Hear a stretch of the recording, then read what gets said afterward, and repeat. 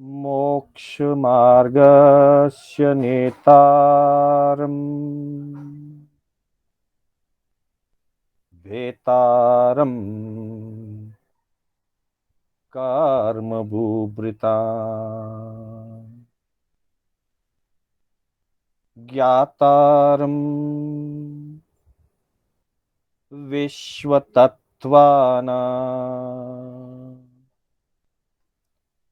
वन्दे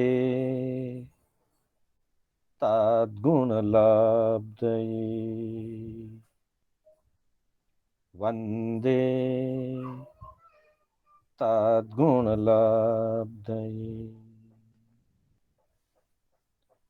अनंत उपकारी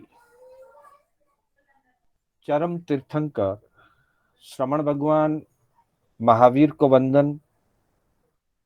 प्रभु की परंपरा में विचरण करने वाले परम आदरणीय, परम उपकारी समस्त चारित्र आत्माओं को वंदन। धर्म प्रेमी बंधुओं, सुशील माताओं एवं बहनों, श्री कर्नाटक जैन स्वाध्याय संघ बेंगलोर के तत्वावधान में आयोजित जैन आगम कथा सार की आज 13वीं कक्षा है। इस कक्षा के माध्यम से हम विभिन्न विषयों का,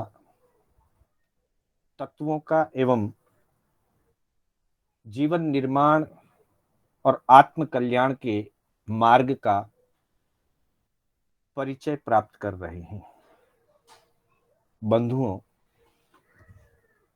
जैन दर्शन में विभिन्न उपायों से जो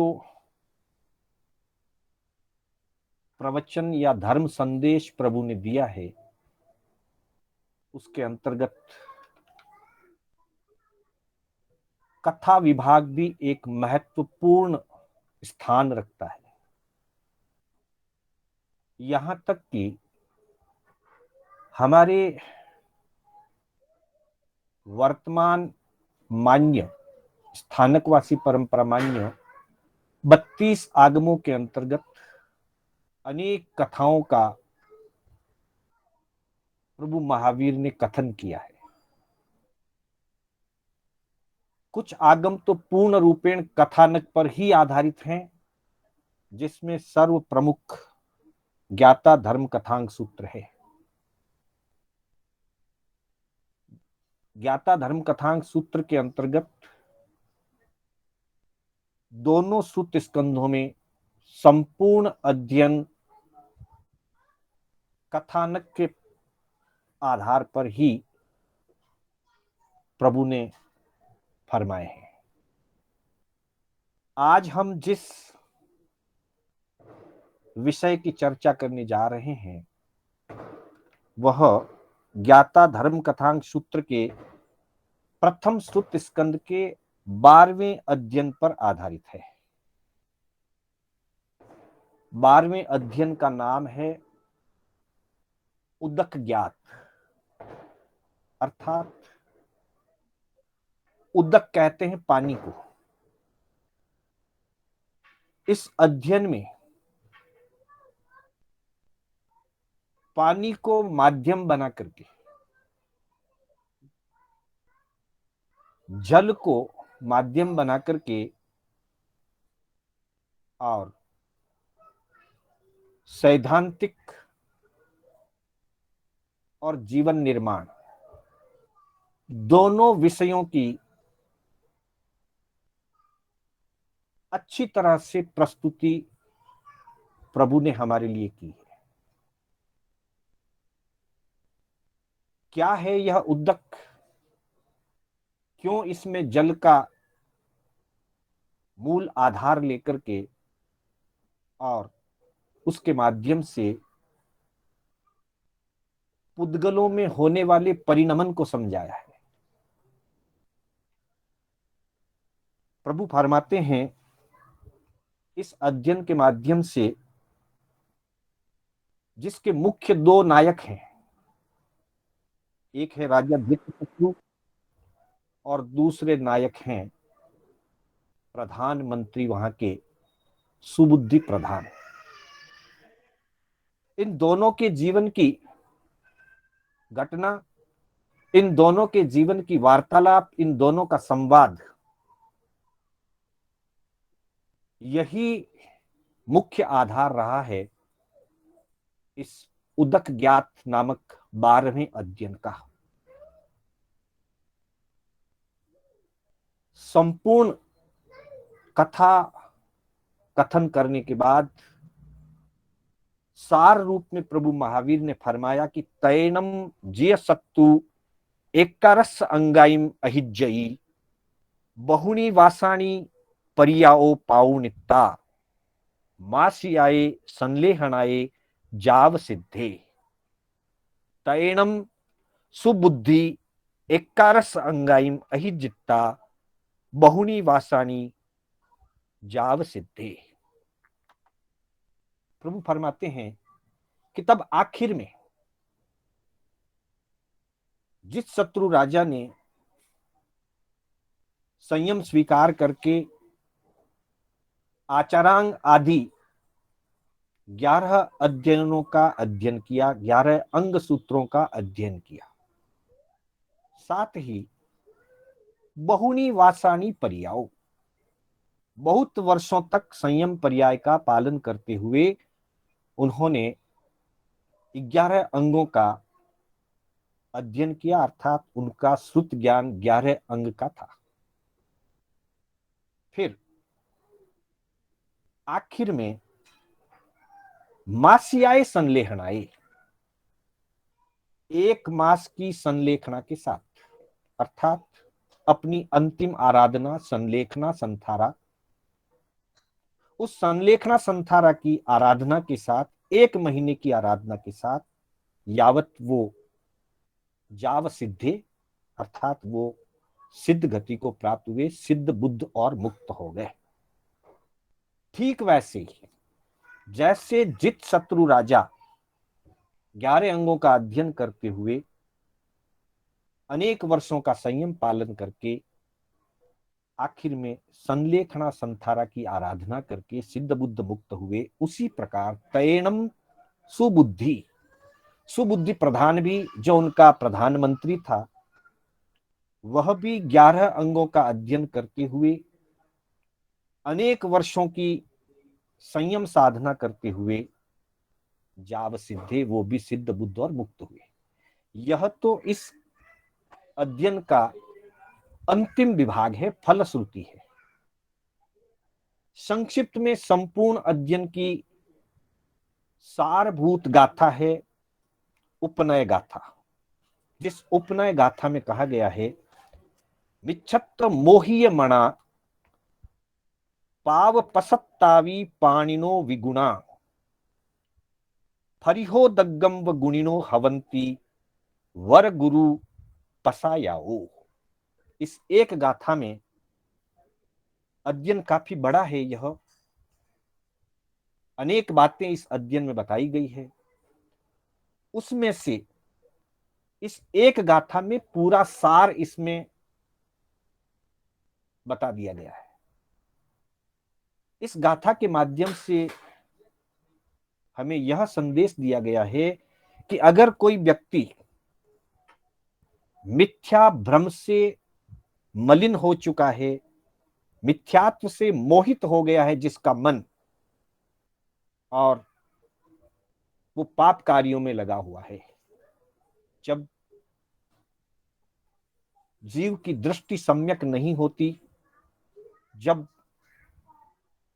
आत्मा मिथ्यात्व दशा में रहती है, मिथ्यात्व से मन मोहित हो जाता है, भ्रमित हो जाता है, तब वह पाप क्रियाओं में संलग्न रहता है।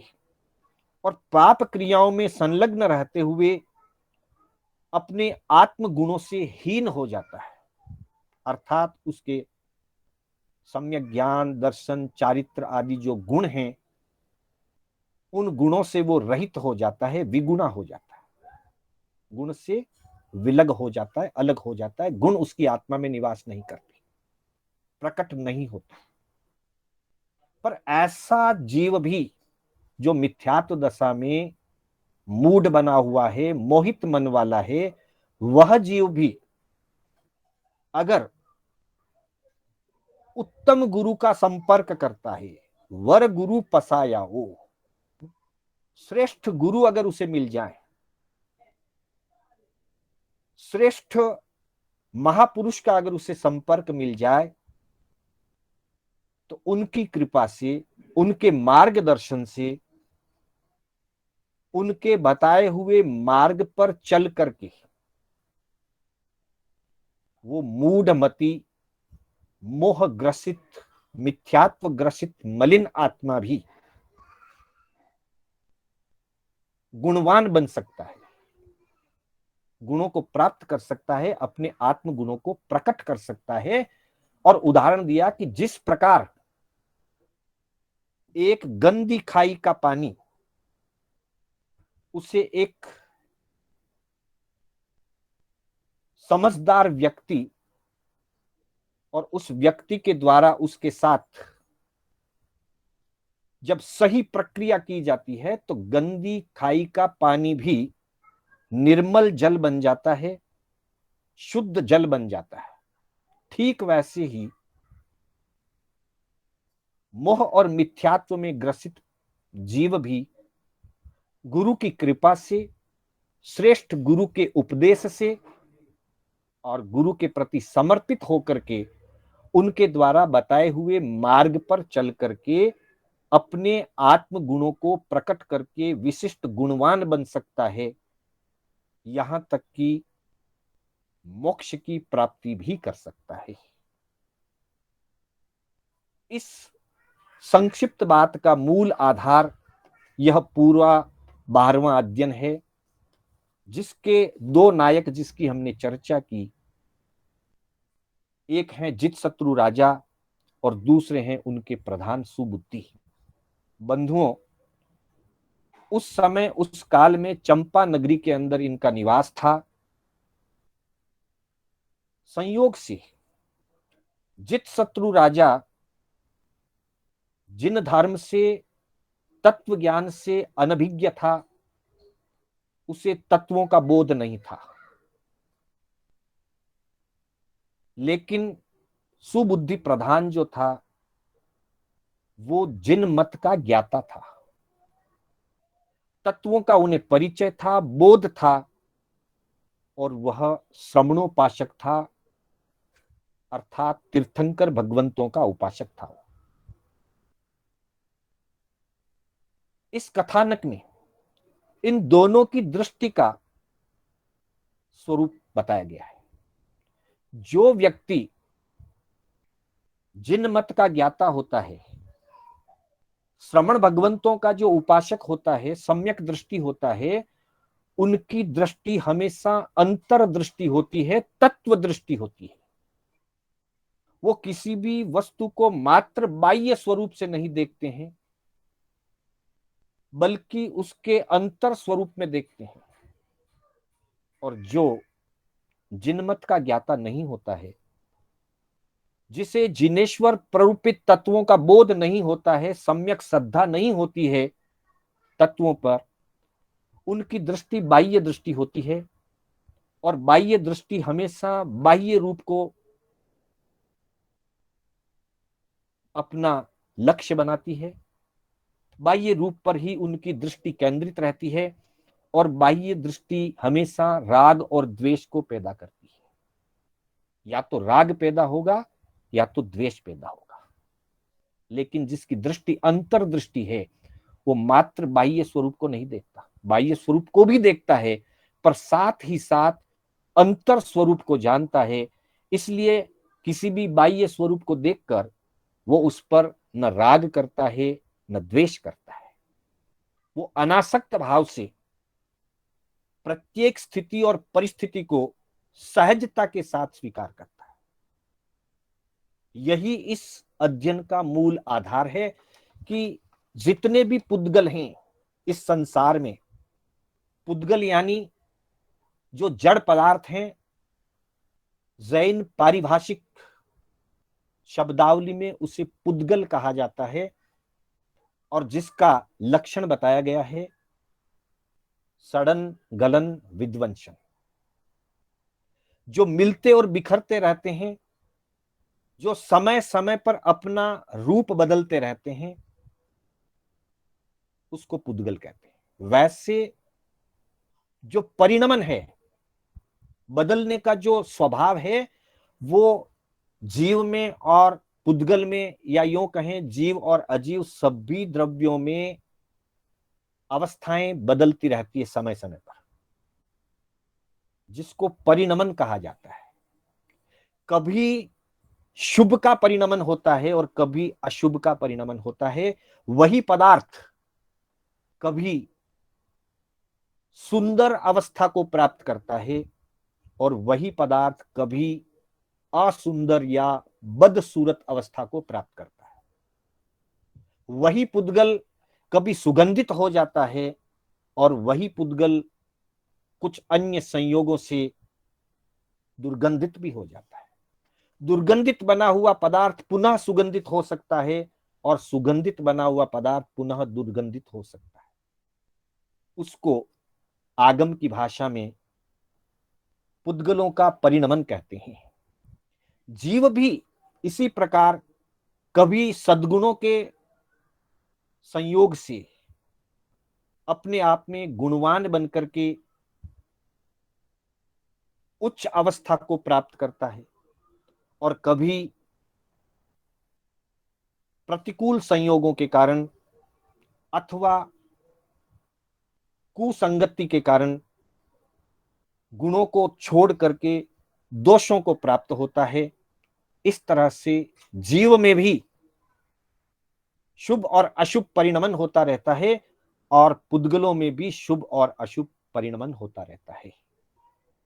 जैसा कि जित शत्रु राजा जिन मत से अनभिज्ञ थे, तत्व स्वरूप का उनको ज्ञान नहीं था, वो हमेशा प्रत्येक वस्तु में बाह्य दृष्टि से ही अपना देखने का दृष्टिकोण रखते थे और उसी के अनुसार बात करते थे।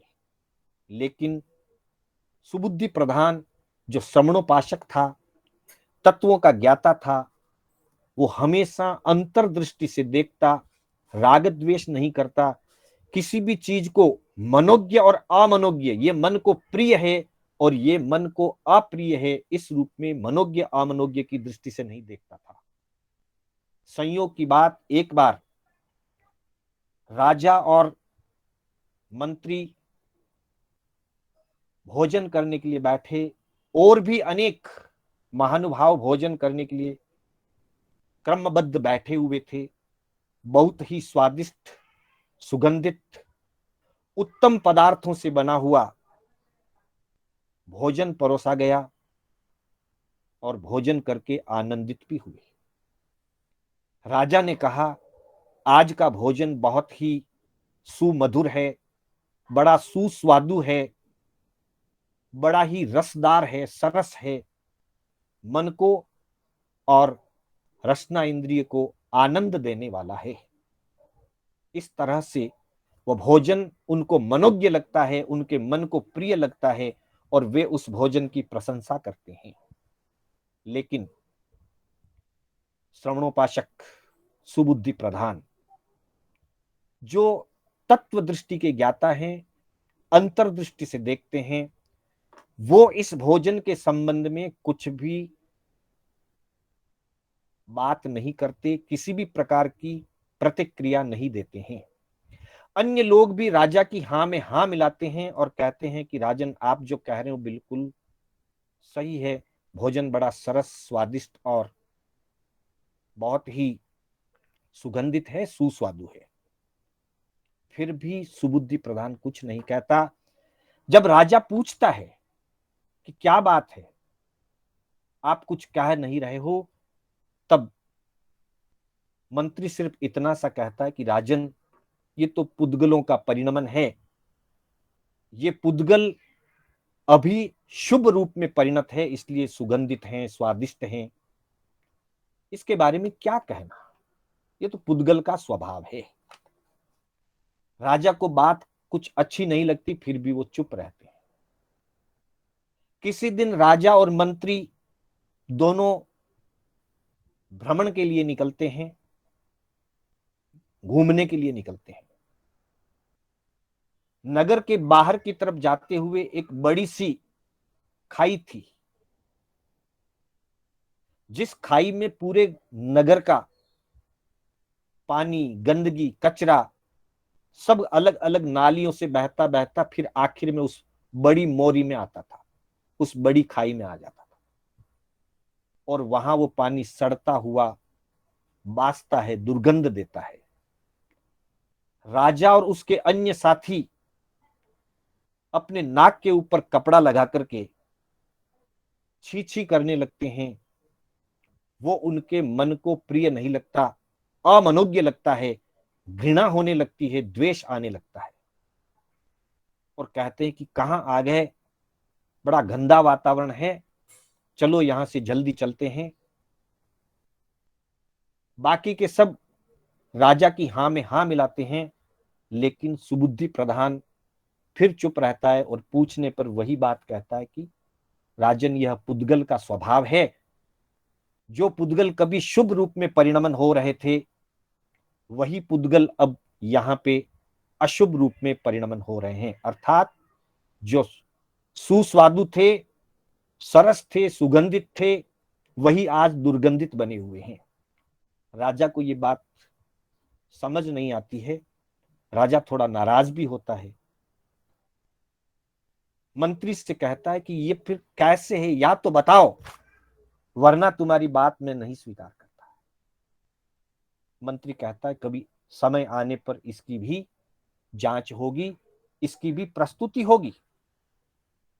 फिर मंत्री अपने विश्वस्त कर्मचारियों को भेज करके उसी गंदी खाई से, उस नगर की मोरी से 7 घड़े भर करके पानी मंगवाता है, गंदा पानी, और उन्हें अच्छे मटकों में भर करके रख देता है, अच्छी तरह से बंद कर देता है।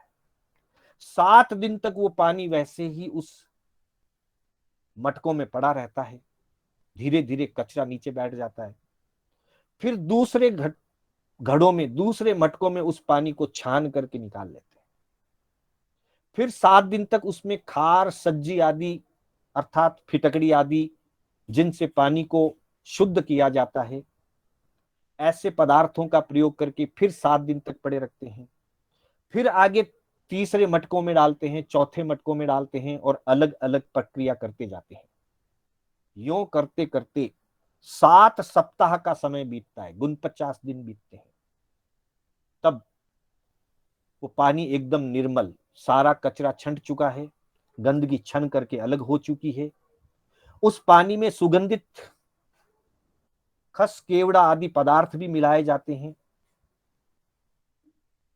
चंदन और चमेली के सुगंधित जो रसायन है उसमें थोड़ा मिलाया जाता है, और फिर वह पानी राजा को पीने के लिए भेजा जाता है। जब राजा ने वो पानी पिया तो राजा आश्चर्यचकित हो गया कि इतना स्वादिष्ट जल, इतना सुमधुर जल मैंने आज तक नहीं पिया है। कर्मचारियों से पूछते हैं कि ये पानी कहां से आया। कर्मचारी कहते हैं राजन, यह सुबुद्धि प्रधान के घर से पानी आया है, उन्होंने भेजा है। मंत्री से बात करते हैं, ये पानी कहां का है। मंत्री कहता है राजन, ये पानी उसी खाई का है जिस खाई को देख करके, जिस पानी के पास जाकर के आपने एक दिन नाक बंद कर लिया था, मुंह सिकोड़ लिया था, आपको सहन नहीं हो रहा था। राजा कहता है मजाक मत करो, ऐसा गंदा पानी की मैं बात नहीं कर रहा हूं। आज जो इतना सुस्वादिष्ट सरस जल जो पीने के लिए मिला, मैं उसकी बात कर रहा हूं। मंत्री सारी प्रक्रिया बताता है कि किस तरह से मैंने 49 दिन तक यह सारा घटनाक्रम पूरा किया, इसका शुद्धिकरण किया, और पुद्गलों का स्वभाव है जैसा संयोग मिलता है। जब कचरे का संयोग मिला, गंदगी का संयोग मिला, तो पानी दुर्गंधित हो गया। और उसी पानी को जब फिटकड़ी आदि से, कोयले से, चूने से, आज की भाषा में कहें तो उसको फिल्टर किया गया। जब फिल्टर किया गया, शुद्धिकरण के पदार्थ डाले गए, फिटकड़ी डाली गई और चूने, कोयले आदि के बीच से उस पानी को निथार करके निकाला गया, एक घड़े में से दूसरे में, दूसरे से तीसरे में, तब वह पानी निर्मल और शुद्ध बन गया। राजा को फिर भी विश्वास नहीं हुआ। मंत्री ने वही सारी प्रक्रिया 49 दिन की राजा के सामने करवा करके बताई। राजा की देख रेख में वो प्रक्रिया वापस करवाई। राजा को विश्वास हो गया कि ये तो विश्वास करने योग्य जैसी चीज नहीं है, पर आज आंखों से देख करके इसको ठुकराया नहीं जा सकता, इसको नकारा नहीं जा सकता। राजा गदगद हो गया। राजा ने सुबुद्धि प्रधान से पूछा कि ये सारी जानकारी और ये पुद्गल परिणमन जो तुम बार बार बोलते रहते हो और तुमने वो करके भी दिखाया है, ये सारा तुम्हें ज्ञान कहां से प्राप्त हुआ? ये तुमने कहां से जाना? हम तो इसको नहीं जानते आज तक, आज के पहले कभी सुना नहीं था, जाना नहीं था। राजा उससे पूछता है। मंत्री निवेदन करता है, राजन, मैंने जैनाचार्यों से, जैन आगमों से, जिन वाणी से ये चीज समझी है कि पुद्गलों में शुभ और अशुभ, अशुभ और शुभ परिणमन होता रहता है, अर्थात पुद्गल वो का वही है, उसकी अवस्थाएं बदलती रहती है, पर्याय जिसको कहते हैं, अवस्था वो बदलती रहती है। ये मैंने जैन दर्शन से जाना है। राजा प्रभावित होकर के, राजा भी अपनी आत्मा को अशुभ से शुभ में परिणमन कर लेता है। वो भी सम्यक तत्व को समझ करके सम्यक दृष्टि को प्राप्त हो जाता है, श्रवणोपासक बन जाता है।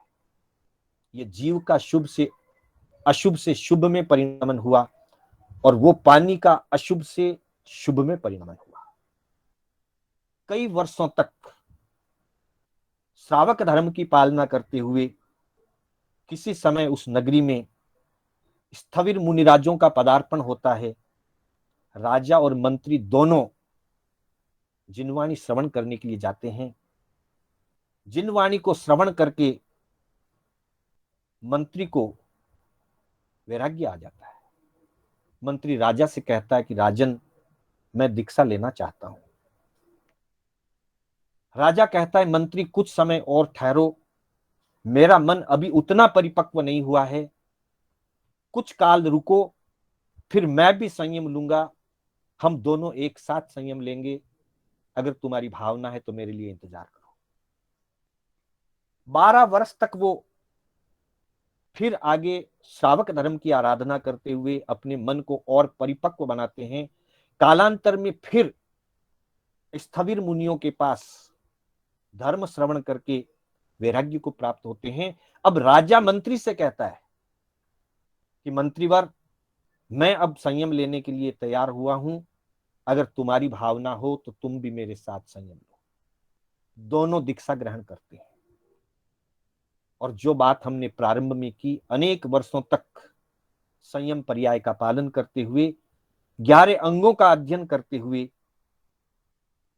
आखिर में विभिन्न प्रकार की तपाराधना के साथ, 1 महीने की संलेखना संथारा के साथ, दोनों ही अर्थात जित शत्रु राजा और सुबुद्धि प्रधान दोनों सिद्ध गति को प्राप्त करते हैं, सिद्ध बुद्ध और मुक्त हो जाते हैं।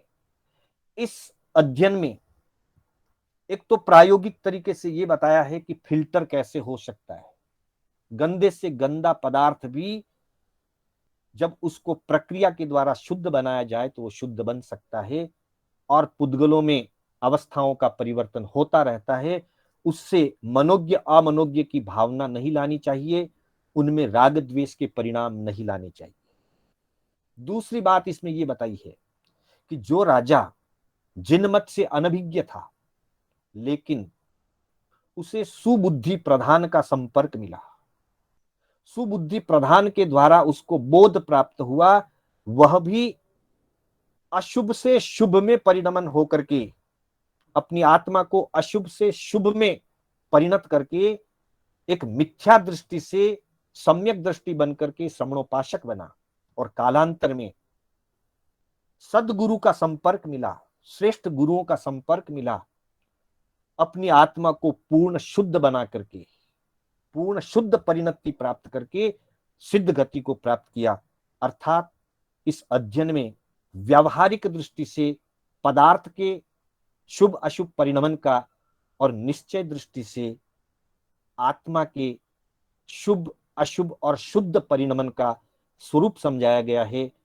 हम यही दृष्टिकोण अपनाएं, पुद्गल के स्वरूप को देख करके, मात्र बाह्य स्वरूप को देख करके मनोज्ञ अमनोज्ञ की भावना न करते हुए राग द्वेष न करें, शांत और स्थिर रहने का प्रयास करें, समभाव में रहने का प्रयास करें, तो एक न एक दिन हमें भी उत्तम सद्गुरुओं के संयोग से हमारी आत्मा भी अशुभ से शुभ में और शुभ से शुद्ध दशा को प्राप्त करने में परिणमन होगी, परिणत होकर के हमारी आत्मा भी मोक्ष को प्राप्त करेगी।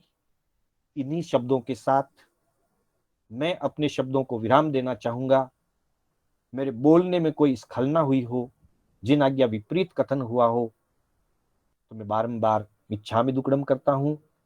आप सभी के प्रति हार्दिक आभार व्यक्त करते हुए आप सबको धन्यवाद देता हूं, और व्यवस्था करने वालों को भी बहुत बहुत आभार के साथ धन्यवाद ज्ञापित करता हूं। अपने शब्दों को विराम देना चाहूंगा। सुरेश जी गुल्लेचा से आग्रह करूंगा कि उन्होंने पिछली कक्षा में ये बात कही थी कि जो क्रम हमने वक्तित्व कला के लिए निर्धारित किया था, उसके अनुरूप किस प्रकार की व्यवस्था हो सकती है, तो वो अपना कंक्लूजन आज की कक्षा के बारे में कुछ शब्दों में अपना कंक्लूजन रखेंगे। सुरेश चंद्र जी गुलेचा। सभी को सादर जय जिनेन्द्र। शनिवार की कक्षा जो हमारे लिए विशेष रूप से